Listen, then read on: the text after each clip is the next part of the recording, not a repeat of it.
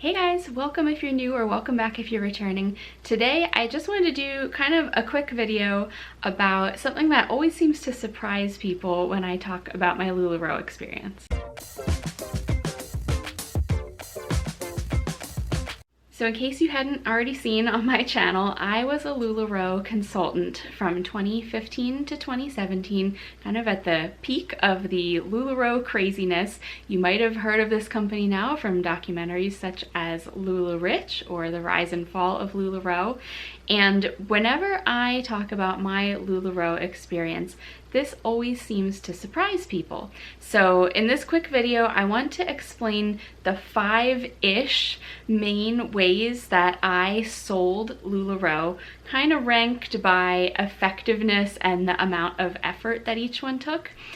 First, I want to give my usual disclaimer. This is not intended to be any kind of a guide or how-to. LuLaRoe has been a very damaging company for many people. I was very lucky to have the experience that I did and be able to get in and out with no financial impact to myself, but that is not the case for many people who were involved with this company. So please don't take any of this as an endorsement of LuLaRoe. And if you're interested in learning more about my personal experience with the company, I have a whole playlist with all kinds of other topics about my experience with LuLaRoe.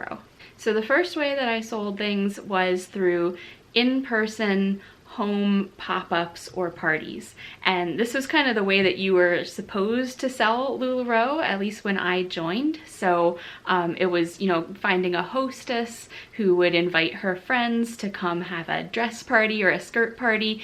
This was the way that Deanne Stidham, back when she started the company, would, get a bunch of dresses or skirts and just put them in bins and travel around and have people host her at their homes and invite their own friends. So there is a lot of effort that went into this before the party. You would help your hostess to create invitations or create a Facebook event and post in there to build excitement leading up to the party. And then of course there's the actual physically getting there, so you had to pack up all of your inventory into bags or bins, load it all into the car, take it to the person's house, the travel time getting there, hopefully they live close by, hope that the hostess or someone in her family is maybe available to help you load everything into the house, and then you gotta set it all up. Then hopefully there's actually guests who attend, and they'll have a couple hours to browse and shop, and then you gotta pack it all back up and take it all back home.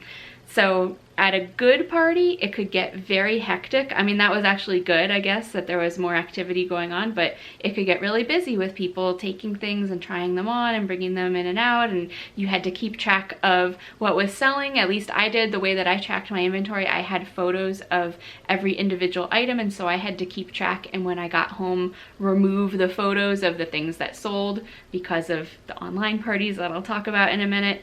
Then of course you had to invoice people kind of there on the spot. We had a website through which we could accept credit card payments, and that wasn't really set up to be like mobile friendly at the time, so you had to hope that you had a good cell phone signal or Wi-Fi, and that you were able to invoice people online, and also that there wasn't an issue with the website, which happened sometimes. A lot of times it happened on a Saturday when everyone was out having their parties and suddenly they couldn't invoice their customers. So you always had to have kind of a backup. Maybe I had a PayPal little card swiper that I could hook up to my phone to accept credit cards that way, kind of as a backup, but you were really supposed to do all of your invoicing and credit card charges through LuLaRoe's software. And so, a good party could be fun and it could be lucrative, but really after all of the prep time, the travel, the work before and afterwards, a lot of times it really just wasn't worth it.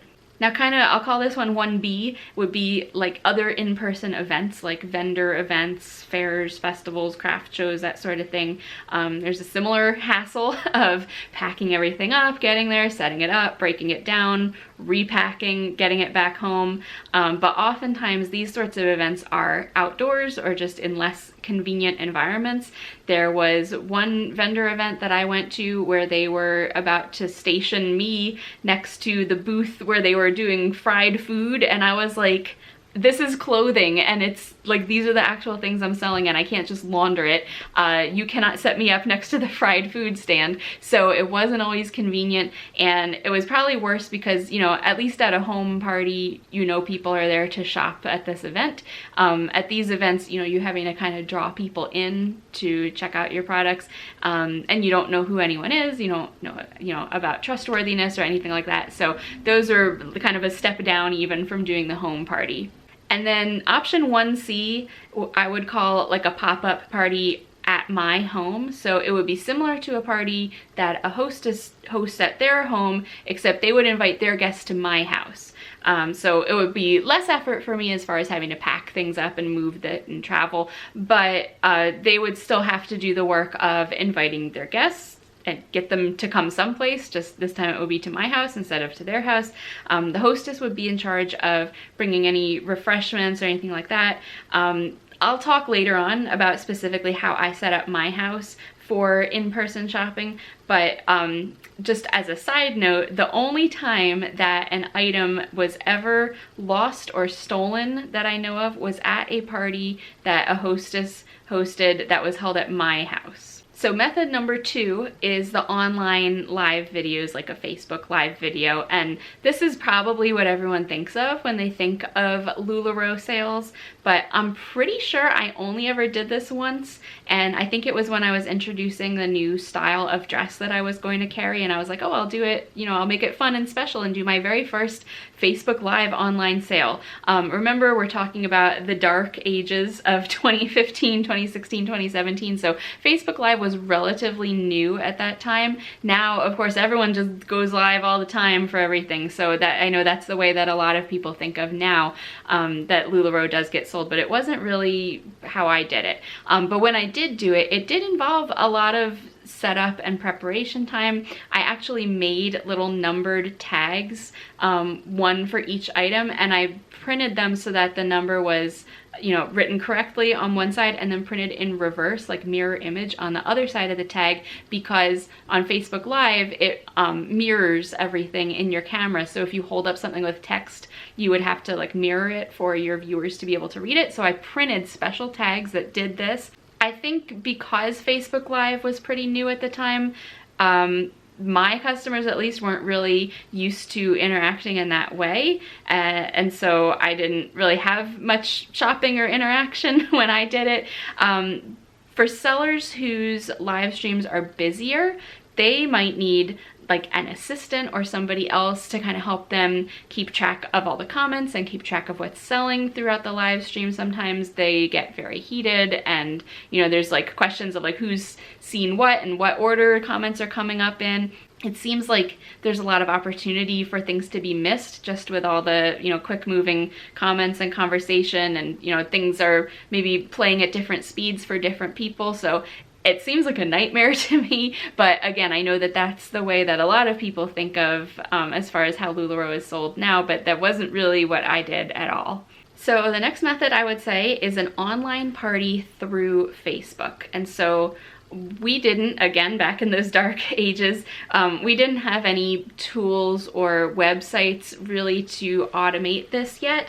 Some tools were kind of just coming out that might automate posting photos in a group, or might collect sold responses. So you could set it up that if somebody said sold or a certain phrase in a comment, the site might like aggregate that for you and give you a report of everything that's sold.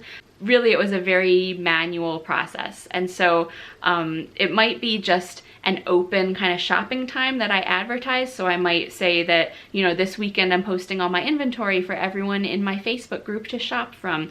Or it could be a specific hostess who wanted to, you know, host and invite friends, but have an online pop-up instead of one of the in-person options. And if that was the case, then this person would have to add her friends to my Facebook group. And then when they claim their items by commenting sold and give me their email address, They would also have to give the name of their hostess, so I knew to credit her for that sale because there were other people there in the group.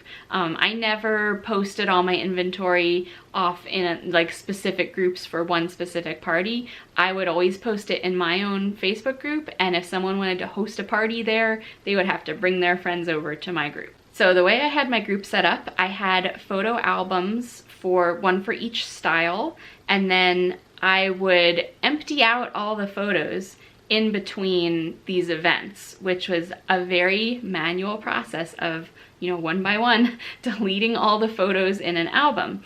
And then when it was time to post everything again, I would upload it all again. I would arrange it in order by size within the album.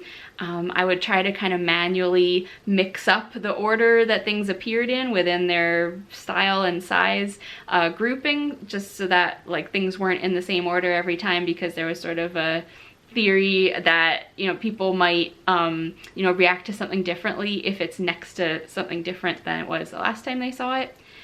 And it was just very stressful because you kind of always had to be tuned in. You were constantly checking for comments or questions or people claiming items. When items were claimed, I would go physically pull the item right away and start like a pile for that customer.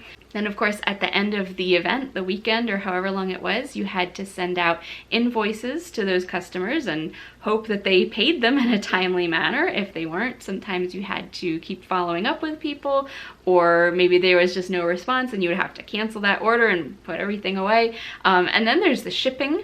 So, you know, you had to pack everything up, get mailing labels, get it to the post office or have it picked up. So it really was quite a lot of work, even though it seems like, oh, you're just in your home and everyone's just doing everything virtually. But it really was a lot of work and extra expense and effort to do an online kind of party.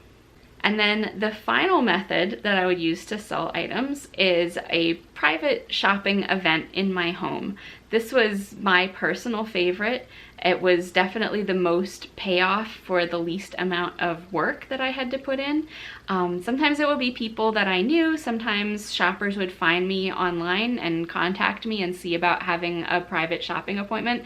And honestly, I can't believe that I would just have strangers over to my home, or that strangers would want to just show up to somebody's home. But that's how LuLaRoe was back at that time. So a lot of times it was just one person. A good scenario would be like maybe one person brings a friend or two, and they'd all come over to my house and shop together. So the way that I would set up for one of these events, or for a party if somebody wanted to host an actual party at my house, is here in my living room. I stored all my racks in here, just kind of pushed off to the corners. So I would just pull them out and kind of set them up. And I had some other signage and things that I would set up, but I kept it pretty, you know, pretty low effort. And then in my guest bedroom, I have a really large mirror, so that would be the dressing room. And I have other, you know, bedrooms or bathrooms if more than one person wanted to be getting changed at one time. And with just one person or just a couple people, I really could give, you know, one-on-one recommendations and help pull things out that I could tell that they would like. And so actually this was my favorite and most rewarding part about selling LuLaRoe, because you could really see somebody kind of fall in love with how they look in something, and especially if it was something that they didn't think that they could pull off. One of my favorite examples of this is usually the Cassie pencil skirt. That was a style that, like, I'd never even worn a pencil skirt before, and it ended up being one of my favorite things that, you know, that LuLaRoe sold and that I carried. I had several of them. I wore them a lot. They actually looked very nice and they were comfortable. So it was always nice to see somebody, you know, realize that they looked good and could pull off something that they didn't think that they could. And also because of that one-on-one time and attention, people had a good time and they were able to find things they liked and take their time, and they were inclined to buy more. And again, it was relatively low effort for me. I had to just kind of, you know, pull out and uncover my racks that I already had and just wait for them to show up. So also, just as part of this, I wanted to mention there was sort of always a like a culture that consultants would keep the best pieces for themselves, and like that was one of the perks of being a consultant, is you had first dibs on what came in your box. And I know a lot of people did that. I didn't keep too much of my own inventory, mostly because I was and still am very specific about my like personal color palette. So it had to really be something that I loved in order for me to just pull it for myself. But another kind of, I don't know, sales methodology I had, or just something that I followed, was if somebody really wanted to buy something, I would sell it to them, usually without any like hesitation or restrictions. A lot of people would, you know, if they had something that was really desirable, they would make people buy it in a bundle, or, you know, paired with something else, or they would hold it or reserve it. I always feel like a bird in the hand is worth two in the bush. That's an old saying. So it's sort of like, why hold out for something that might happen when you have a guaranteed sale right now? Somebody wants to buy this thing. Why should I hold out thinking maybe someone else will buy it later, you know, paired with something else? So hopefully you found that interesting. Again, I know it always seems to surprise people when I tell them that I didn't really do Facebook Live sales, and my most successful selling was really in person and more one-on-one. Again, just like, you know, time and money wise, I think the amount of effort compared to the amount that you could earn was really best when I did those one-on-one sales. So again, this isn't meant to like help anybody out. Just sharing my experience. If you want to hear all about some of my other experiences with LuLaRoe, again, I have a whole playlist you can check out, and give me a thumbs up if you want me to keep making these LuLaRoe experience videos. Leave me a comment if there's anything in particular that you want to hear about from this, and I will see you next time. Thanks for watching. Bye.